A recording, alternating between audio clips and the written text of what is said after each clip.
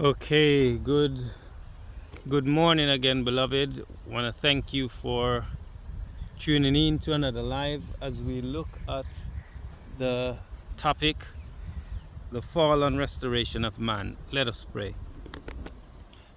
Great God and our Father, we thank you, Lord, for your grace and your mercy towards us. We thank you for your love and your compassion.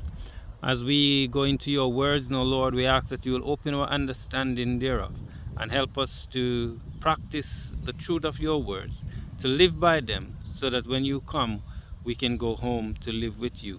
Bless us now and keep us as we wait upon you. In Jesus' name, amen. So, the apostasy of Satan, the fall and restoration of man. So, where did sin originate? Could it have been prohibited? Why does sin exist today? Each of these questions can be answered. There need be no perplexity. What does the Bible say? Did God create the devil? There is no scripture to indicate God created a devil. All that God created was good and perfect. Who did God create? Thou was perfect in thy ways from the day that thou were created till iniquity was found in thee. Ezekiel 28:15. In this chapter, the prince of Tyre represents Lucifer. This is a prophecy of the literal king of Tyre, but a careful reading shows it has this wider meaning because of certain inference, such as thou hast been in Eden, the garden of God. So, what was Lucifer's position before he sinned? The Bible tells us in Ezekiel 28:14, thou art the anointed cherub that covereth. He is called the covering cherub in verse 16 because of his position near to God's throne. He seems to have been the leader of the angels. So how did Lucifer become the devil? It says, thine heart was lifted up because of thy beauty. Thou hast corrupted thy wisdom by reason of thy brightness. How art thou fallen from heaven, O Lucifer, son of the morning? How art thou cut down to the ground, which didst weaken the nations? For thou hast said in thine heart, I will ascend into heaven. I will exalt my throne above the stars of God. I will sit also upon the mount of the congregation in the side of the north. I will ascend above the heights of the clouds. I will be like the Most High. Isaiah 14:12-14.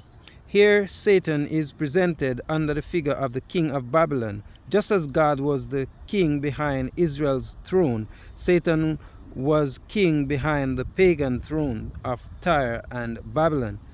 And at times these nations and leaders reflected Satan's characteristics.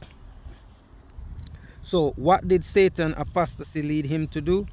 And there was war in heaven. Michael and his angels fought against the dragon, and the dragon fought and his angels. Revelation 12 verse 7. So what was the result of this battle in heaven? And the Bible tells us that, and Satan and his angel prevailed not, neither was their place found any more in heaven. And the great dragon was cast out, that old serpent called the devil and Satan, which deceiveth the whole world. He was cast out into the earth, and his angels were cast out with him. Revelation 12:8 and 9. This corresponds to what Jesus said, I beheld Satan as lightning fall from heaven. Luke 10 verse 18. So where is the devil now?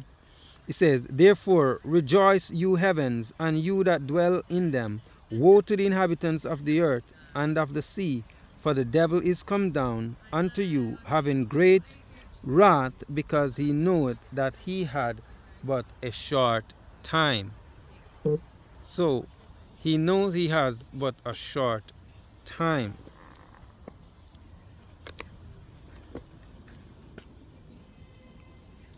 So, what is Satan's doing on earth? The Bible says, be sober, be vigilant, because your adversary, the devil, as a roaring lion, walking about, seeking whom he may devour.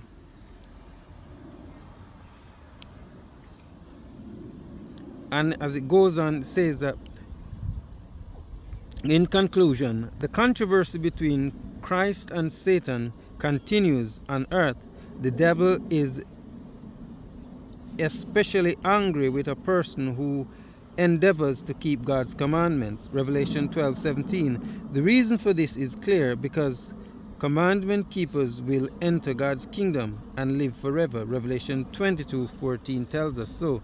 Since Satan is a liar and a murderer, John 8:44, it is unsafe to follow his suggestions.